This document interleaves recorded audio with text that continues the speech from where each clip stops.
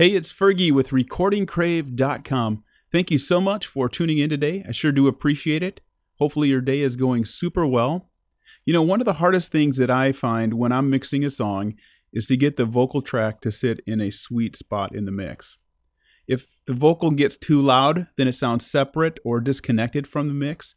If it's too quiet, it sounds buried in the mix. My objective when I mix the vocal is to get it to sit in that sweet spot in the mix where it's very present and very big, but still connected to the music. I want to show you my approach for this particular song on how to EQ and compress the vocal. Now, some of this will be subjective, and that's okay. We all do it slightly different. We all like different compressors. We all like the tone of different compressors. We all like the different EQs out there, and that's fine. But I believe the one thing that we should strive for and learn is not to create a vocal track, or any track really for that matter, that has a harshness to it that's going to be unpleasant for the listener to listen to, because that will fatigue your listener's ears, and it will cause them not to want to listen to your song over and over again, which is what we want them to do, is to listen to it over and over again. So there's more than one way to do this. This is the one way I'm going to show you for this particular vocal, for this particular song. And I'm going to do a couple other videos because not all vocals are the same.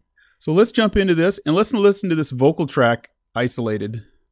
Shines, awake my soul, and sing. From the darkness comes a light, awake my soul. Okay, it's a great vocal take.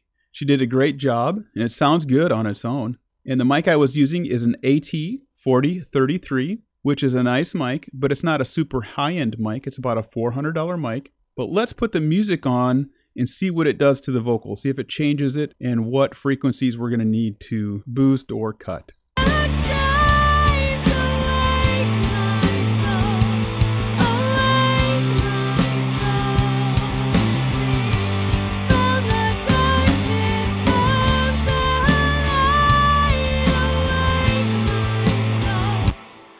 The first thing I noticed with the vocal track and the music is that the music is very energetic, and her voice is energetic too, but it's missing something. So what we need to do is add a little bit of life to her vocal track. Not that it sounded lifeless before, it sounded great on its own, but once you start adding the music to it, we need to give it some life. We need to give it some excitement and just get that vocal in line with what the music is doing, which has nothing to do with her vocal take at all. So let's jump into this. Now, I do want to say the plugins that I'm using aren't the typical plugins that come with Pro Tools. So these aren't the typical plugins that are going to come with your DAW either, if you're using something other than Pro Tools. But these are what I call staple plugins. These are go-to plugins that I use on just about every mix that I do. So let's take a look what we got going on here. The very first thing I put on my insert is this plugin here from Slate.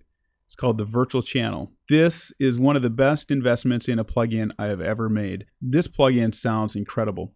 When I first demoed it, I put it on one of my guitar parts that I was recording. I'm a guitar player, and I'm very picky on tone and things like that. And if you're a guitar player too, you probably understand what I'm talking about. But I put this on a guitar track that I had recorded, and I wasn't expecting much. I was expecting one of those real subtle things. And when I put it on there, I was like, oh my gosh, I was blown away. It added this thick, rich sound to my guitar, but it wasn't muddy or anything like that. It was just an incredible sound that it did to my guitar. I tried to emulate it with EQ. I couldn't do it. I just couldn't do it. So this is a great investment. Now, on some things, it's very subtle what it does. And then on other things, it's very night and day difference what it does. So let's put this on the vocal. This is probably a little more subtle on this particular vocal. And let's listen to her.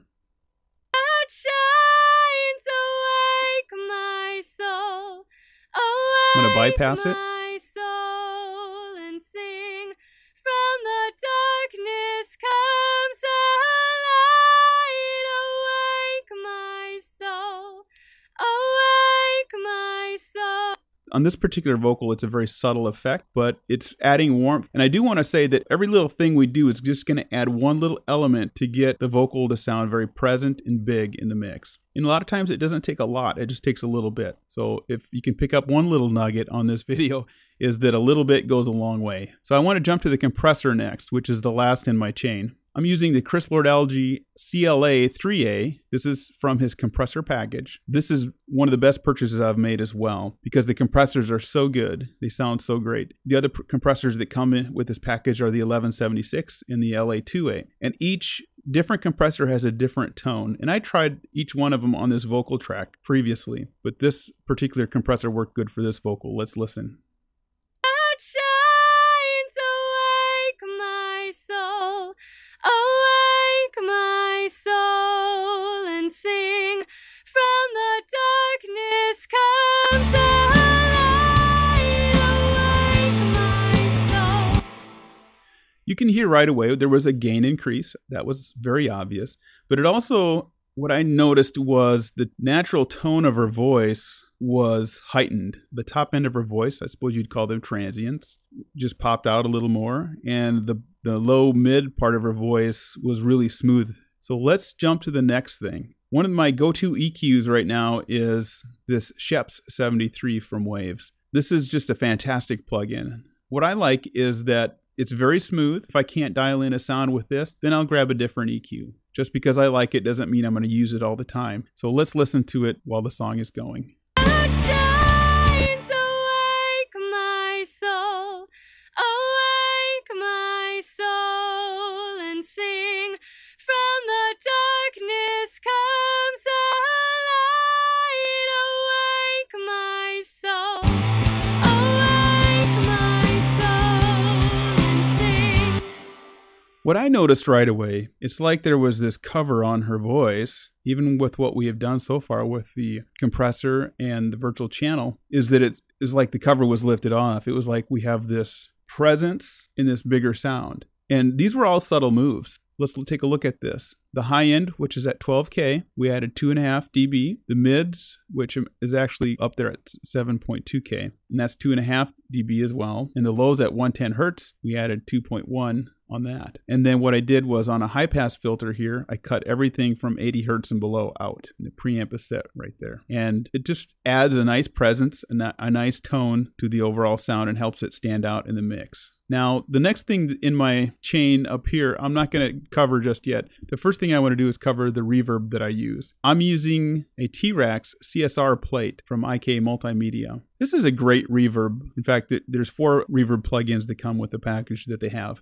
Now, some of the reviews on them call them bright and those kind of comments. But what I find is they're very easy to tweak to take the brightness out of there. And they work extremely well. All you have to do is go to the color section here, and then you can do some of the filtering there to get the tone you want. And it's really easy. So let's listen to the vocal in the mix and add the reverb.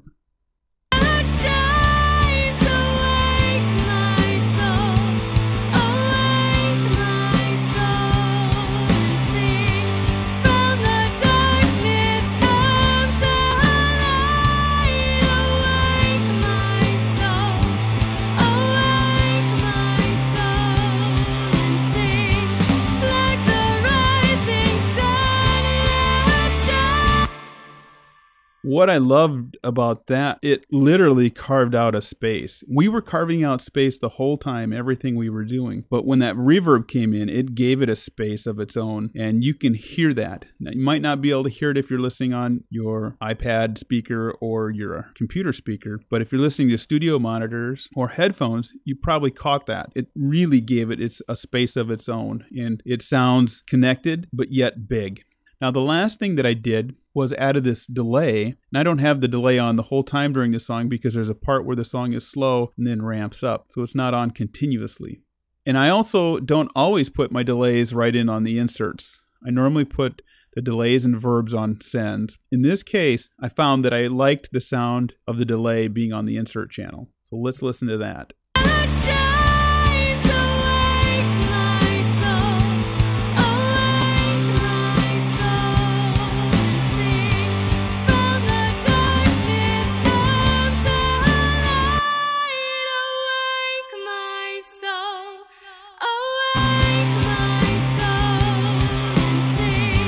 Like the rising sun that shines, awake my soul, awake.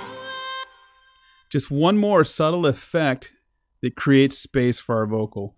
makes it sound big and gives it its own little pocket, you might say. Now let's listen to the mix with the vocal again. I'm going to bypass the plugins to see where we came from and where we are now.